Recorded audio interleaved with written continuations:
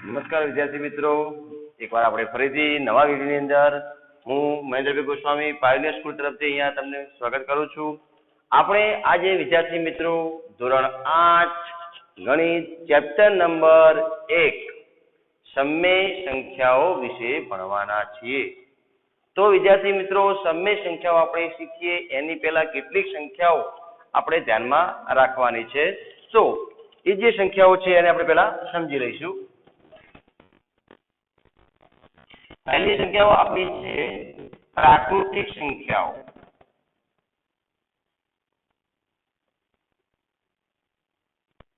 હવે પ્રાકૃતિક સંખ્યાઓ, તો પ્રાકૃતિક સંખ્યાઓ ની અંદર કઈ સંખ્યાઓનો સમાવેશ થાય? તો આપણે એની વાત કરીએ.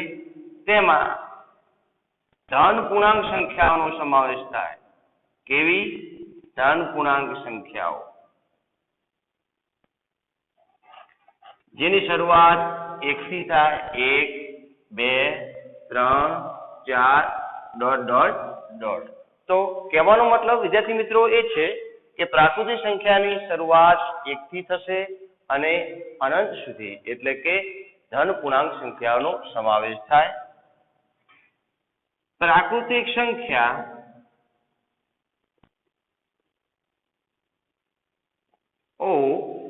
દર્શાવવા માટેનો સંકેત, દર્શાવવા માટેનો સંકેત.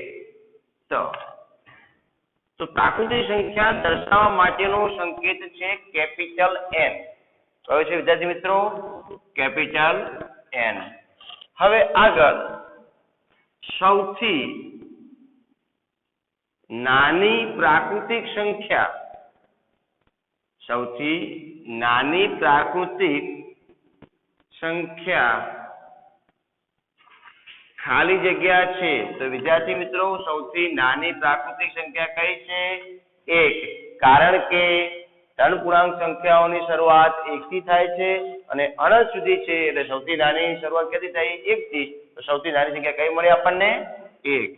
એ પ્રમાણે વિદ્યાર્થી મિત્રો, સૌથી મોટી પ્રાકૃતિક સંખ્યા, સૌથી મોટી પ્રાકૃતિક સંખ્યા ન મળે. કેમ ન મળે? કારણ કે અસંખ્ય છે. આગળ ધન પૂર્ણાંક સંખ્યાઓ અસંખ્ય સંખ્યાઓ રહેલી છે n બરાબર, એટલે કે આપણે ધન પૂર્ણાંક સંખ્યાઓ, એટલા માટે પ્રાકૃતિક સંખ્યા જે મોટી આપણે પૂછવામાં આવે તો શું ન મળે. હવે વિદ્યાર્થી મિત્રો, આપણે એની અંદર બીજો પોઈન્ટ શીખવાનો છે.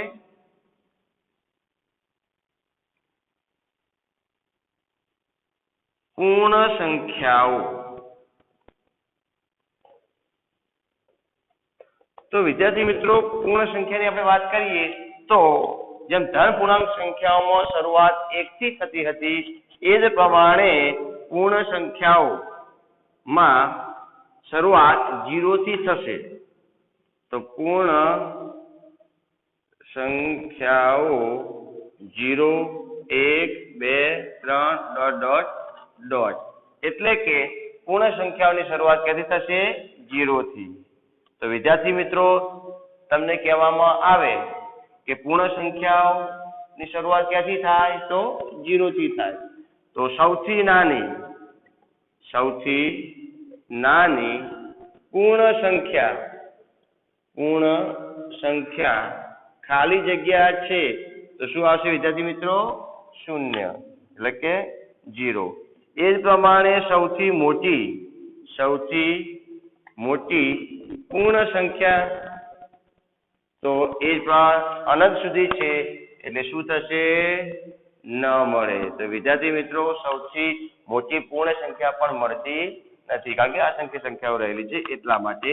અને એ જ પ્રમાણે જેમ પ્રાકૃતિક સંખ્યાઓને દર્શાવવા માટેનો સંકેત n છે, તેમ પૂર્ણ સંખ્યાઓ ના, એટલે કે ને દર્શાવવા માટેનો સંકેત W છે. કયો છે? W. ખ્યાલ આવી ગયો વિદ્યાર્થી મિત્રો? તો આ આપણે બે સંખ્યાઓ વિશે શીખ્યા. હવે આગળ પૂર્ણાંક સંખ્યાઓ.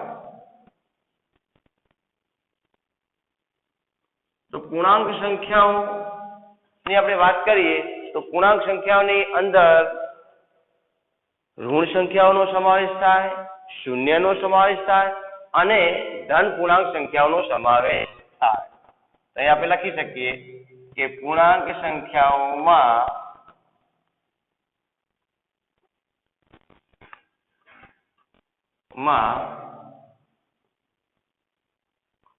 ઋણ સંખ્યાઓ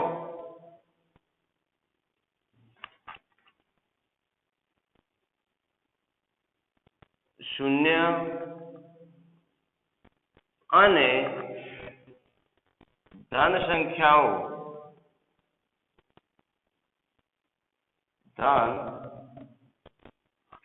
સંખ્યાઓનો સમાવેશ થાય છે.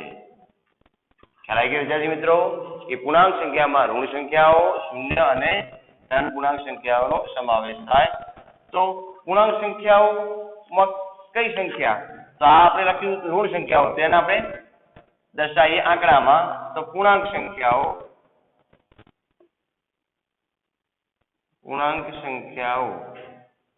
માઇનસ, પણ એની પહેલા આપણે ડોટ ડોટ ડોટ કરીશું. -3, -2, -1, 0, 1, 2, 3 ડોટ ડોટ ડોટ. તો કહેવાનો મતલબ કે અનંત સુધી માઇનસ સંખ્યાઓ આવેલી છે, વચ્ચે શૂન્ય છે અને અનંત સુધી ધન પૂર્ણાંક સંખ્યાઓ આવેલી છે. તો તમને કહેવામાં આવે કે સૌથી નાની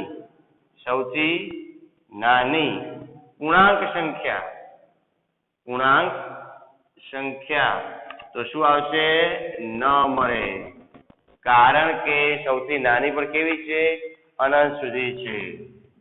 એ જ પ્રમાણે સૌથી મોટી પૂર્ણાંક સંખ્યા તમને કહેવામાં આવે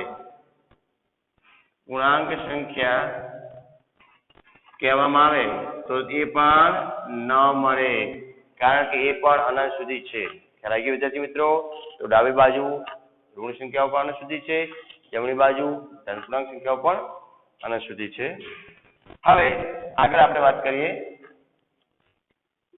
કે જેમ પ્રાકૃતિક સંખ્યાઓને દર્શાવવાનો સંકેત n છે, પૂર્ણાંક સંખ્યાઓને દર્શાવવાનો સંકેત w છે, તેમ પૂર્ણ સંખ્યાઓ દર્શાવવાનો સંકેત w છે, તેમ પૂર્ણાંક સંખ્યાઓને દર્શાવવા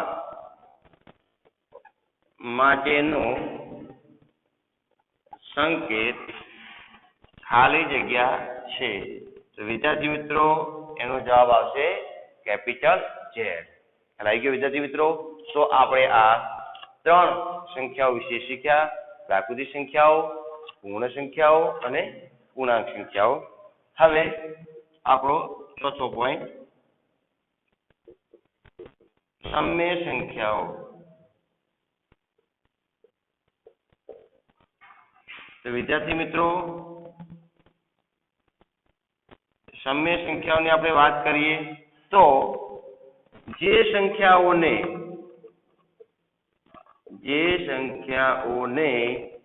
P/Q સ્વરૂપે દર્શાવી શકાય તેવી સંખ્યાઓને કેવી કહીશું? સમય સંખ્યાઓ કહેવાય છે. કૌંસમાં Q ≠ 0. તો વિદ્યાર્થી મિત્રો આનો મીનિંગ એવો થાય કે Q બરાબર 0 ન હોઈ શકે, કે Q ની સંખ્યા આપણે 0 લેવાની નથી. 0 સિવાયની કોઈ પણ સંખ્યા આપણે લઈ શકીએ છીએ. એટલા માટે Q ≠ 0. તો જે સંખ્યાઓને P/Q સ્વરૂપે આપણે દર્શાવી શકીએ તેને આપણે શું કહીશું? સમય સંખ્યાઓ કહીશું. તો વિદ્યાર્થી મિત્રો આપણે આગળ આ સમય સંખ્યા વિશે સમજીએ એ પહેલા તમે એનો સ્ક્રીનશોટ લઈ શકો છો.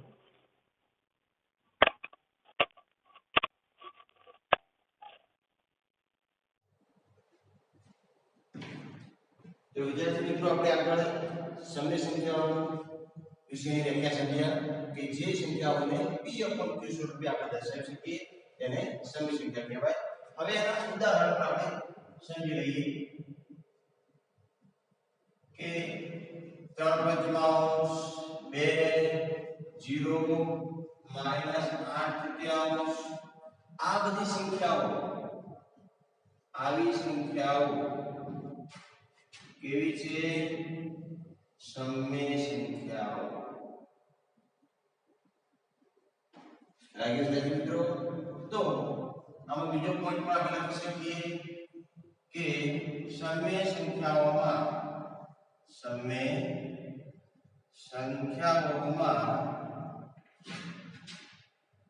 ઋણ પૂર્ણાંક સંખ્યાઓ એટલે કે ઋણ સંખ્યાઓ શૂન્ય ધન સંખ્યાઓ અને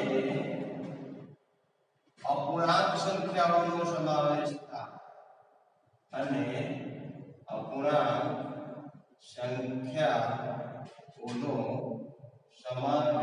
થાય છે. ખ્યાલ આવી ગયો મિત્રો?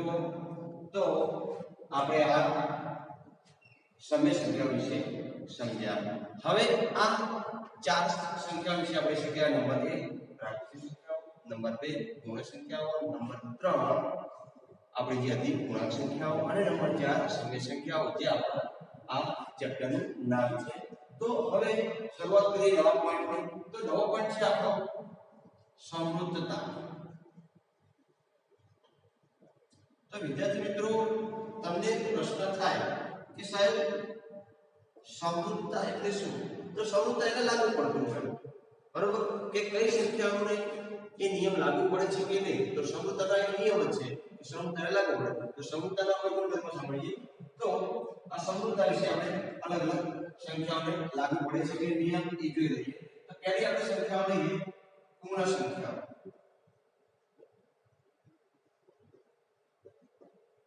અને પૂર્ણ સંખ્યાની વાત કરીએ તો પૂર્ણ સંખ્યામાં એમાં ક્રિયાઓ લઈએ.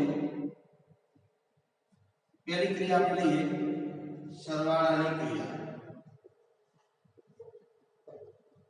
ધ્યાન આપજો વિદ્યાર્થી મિત્રો, બહુ સમજવા જેવું છે.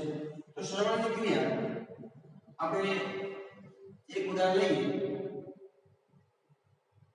પૂર્ણ સંખ્યાની અંદર કઈ સંખ્યાનો સમાવેશ થાય એ આપણને ખબર છે કે પૂર્ણ સંખ્યાઓમાં શરૂઆત 0 થી 0 1 2 3 4 5 ઘણા સુધી સંખ્યાઓ રહેલી છે.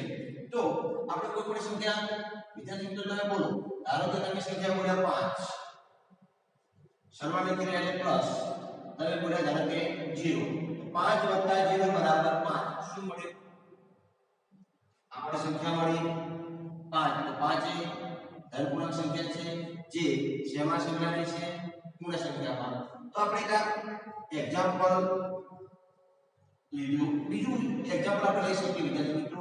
ધારો કે તમે કોઈ સંખ્યા બોલો કે 8 પ્લસ તમે સંખ્યા બોલ્યા 15. તો 15 + 8 કેટલા થાય? 23. તો 23 પણ શું છે?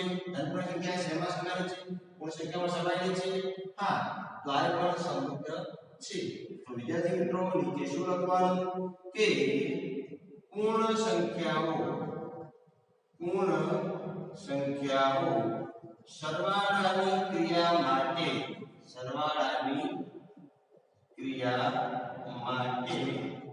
સમૃદ્ધ છે. પહેલા કે વિદ્યાર્થી મિત્રો, આ રીતે આપણે કોઈ પણ સંખ્યા લઈ શકીએ, તેનો સરવાળો કરીએ તો જવાબ આપણો ધન સંખ્યાને મળે. તો સમજી લેવાનું કે આ પૂર્ણ સંખ્યાઓ એ આ ક્રિયા માટે સમૃદ્ધ છે. એ પ્રમાણે વિદ્યાર્થી મિત્રો, આપણે બીજી ક્રિયાને સમજવાની છે. તો બીજી ક્રિયા આપણે લઈએ સરવાળા પછી શું લઈશું? બાદબાકીની ક્રિયા. તો બાદબાકીની ક્રિયામાં લઈએ. ચલો, તો બાદબાકીની આપણે ક્રિયા કરીએ. તો બાદબાકીની આપણે એક્ઝામ્પલ લઈશું. તો એક્ઝામ્પલ નંબર 1. ચલો, કોઈ પણ સંખ્યા, હવે સંખ્યા કેવી લેવાની છે? પાસે પૂર્ણ સંખ્યાઓ. પૂર્ણ સંખ્યા શરૂઆત 0 થી થાય, એટલે કે બધી ધન પૂર્ણાંક સંખ્યાઓ અને 0 એ સંખ્યાઓમાંથી જ આપણે સંખ્યા લેવાની છે. તો આપણે સંખ્યા લઈએ ધારો કે 8. માઇનસ આપણે સંખ્યા લઈએ ધારો કે 3 તો જવાબ આપણો અહીંયા 5 મળશે પણ ઉદાહરણ 2 લઈએ ધારો કે અહીંયા સંખ્યા લઈએ 3 અને સંખ્યા 8 અહીંયા પાછળ કરીએ તો 3 - 8 જવાબ આપણો કેટલો મળશે -5 તો વિદ્યાર્થી મિત્રો જ્યારે કોઈ પણ સંખ્યાઓ તમે અહીંયા લો છો તો આપણો જવાબ કેવો મળવો જોઈએ પૂર્ણ સંખ્યાએ મળવો જોઈએ તો આપણો જવાબ અહીંયા -8 છે તો માઈનસ સંખ્યા એ પૂર્ણ સંખ્યાની અંદર સમાયેલી નથી તો માટે આ સંખ્યાઓ કહેવાય ગયો ને કે સમૃદ્ધ નથી લખવાનું કેવું કે પૂર્ણ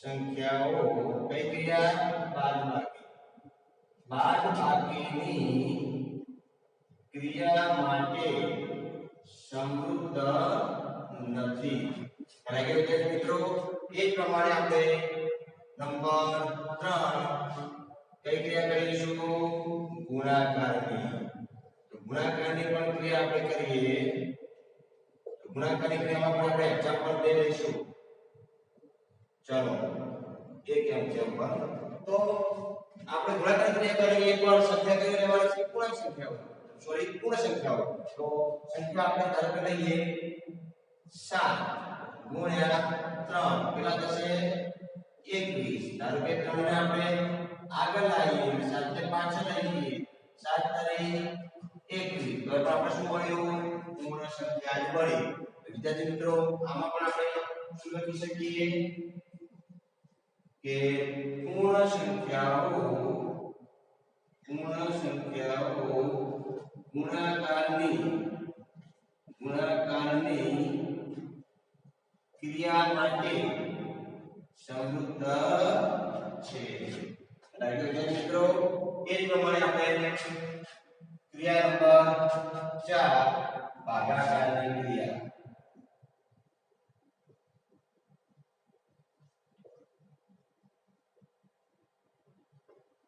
વિદ્યાર્થી મિત્રો આપણે આ ભાગાકારની પ્રક્રિયા સમજી લઈએ તેના માટે કે આપણે એક્ઝામ્પલ લઈશું નંબર 1 તો આપણે સમૃદ્ધતા સમજીએ છીએ તો સમૃદ્ધતામાં પૂર્ણ સંખ્યાઓ લઈએ છીએ પૂર્ણ સંખ્યાઓ કોઈ પણ સંખ્યા એટલે સોરી પૂર્ણ સંખ્યા આપણે બોલવાની છે ધારો કે આપણે લઈએ 11 ભાગ્યા 3 તો આપણો જવાબ પડશે 11 ભાગ્યા 3 બીજું ઉદાહરણ લઈએ ધારો કે આપણે 15 ભાગ્યા 4 તો શું થશે 15 ભાગ્યા 4 કહેવાનો મતલબ વિદ્યાર્થી મિત્રો કે અપૂર્ણાંક સંખ્યાઓ જવાબ મળે છે તો આનો અર્થ છે કે ભાગાકારની ક્રિયા માટે આ સંખ્યાઓ સમૃદ્ધ નથી એવું કહી શકીએ કે પૂર્ણ સંખ્યાઓ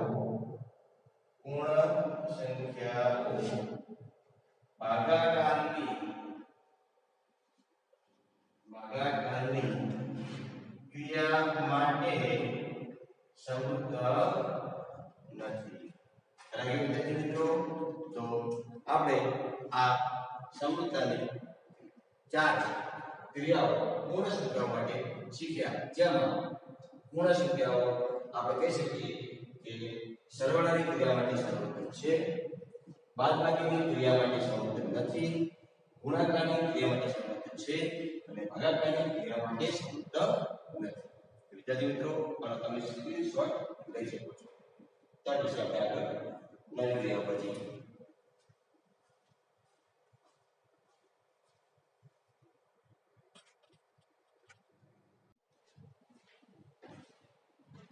તો વિદ્યાર્થી મિત્રો આપણે આગળ બીજી ક્રિયા વિશે સમજીએ એટલે કે સમૃદ્ધતામાં એ પહેલી સંખ્યા આપણે સંખ્યા પૂર્ણ સંખ્યાઓ હવે બીજી આપણે સંખ્યાઓ લેવાની છે પૂર્ણાંક સંખ્યાઓ તો આ જે પૂર્ણાંક સંખ્યાઓ આપણે લઈએ છીએ એમાં સમૃદ્ધતાના ગુણધર્મો શક્ય છે કે નહીં એની આપણે વાત કરીએ તો એમાં 4 ક્રિયાઓ લેવાની છે તો પહેલી ક્રિયા આપણે હતી સરવાળાની ક્રિયા તો સરવાળાની ક્રિયાની વાત કરીએ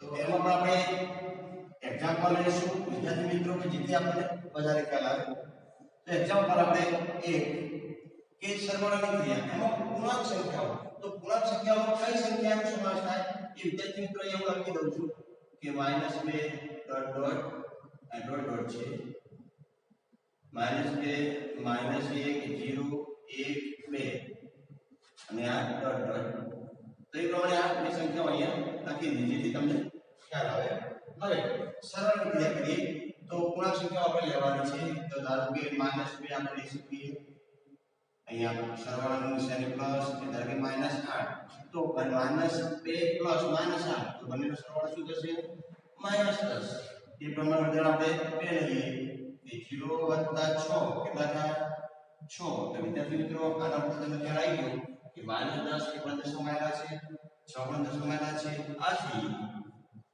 શું લખી શકીએ કે પૂર્ણાંક સંખ્યાઓ કઈ ક્રિયાથી આપણી સરવાળાની તો સરવાળાની ક્રિયા માટે સમૃદ્ધ છે ખ્યાલ આવી ગયો વિદ્યાર્થી મિત્રો તો આ આપણે સરવાળાની ક્રિયા પૂરી કરી એ પ્રમાણે આપણે બીજી ક્રિયા અહીંયા લખીએ બાદબાકીની ક્રિયા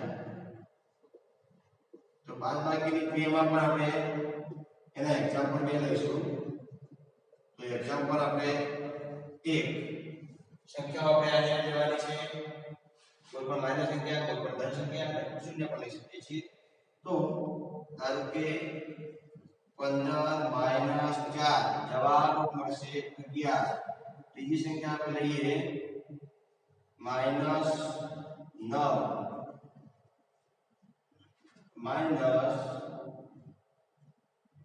एक धन संख्या रही 6 तो -9 -6 कितनी संख्या पड़ी आपने -9 * 6 = 15 तो विद्यार्थी मित्रों આપણે તમે જોઈ લઈએ કે 11 સમાયેલા છે 15 પણ અંદર પૂર્ણાંક સંખ્યામાં સમાયેલા છે આપણે શું લખી શકીએ કે પૂર્ણાંક સંખ્યાઓ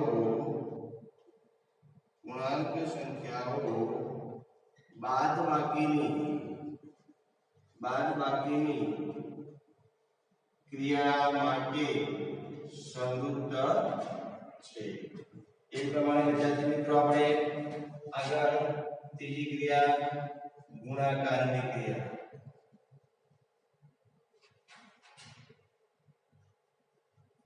તો વિદ્યાર્થી મિત્રો ગુણાકારની ક્રિયા કરવા માટે આપણે બે એક્ઝામ્પલ લઈશું નંબર 1 ધારો કે -4 * -12 તો 12 * 4 = 48 ઓછા કેટલા થશે 48 ઉદાહરણ બે લઈશું આપણે 0 * 5 કોઈ પણ સંખ્યાને શૂન્ય વડે ગુણવા શું મળે 0 તો વિદ્યાર્થી મિત્રો આના પરથી તમને ખ્યાલ આવી ગયો કે 48 આ સંખ્યાનો સમાયેલા છે 0 પણ આ સંખ્યાનો સમાયેલા છે હવે બીજા પણ ઉદાહરણ તમે લઈ શકો છો તો પૂર્ણાંક સંખ્યાઓ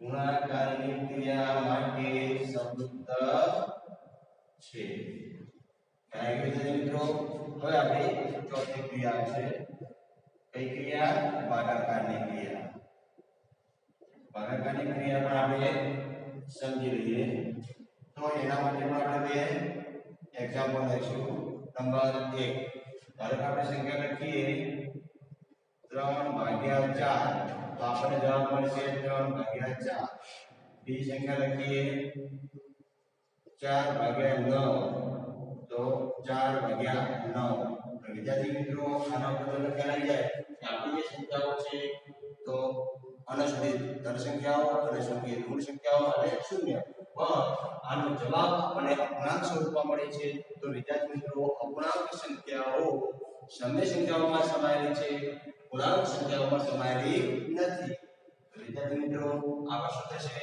પૂર્ણાંક સંખ્યાઓમાં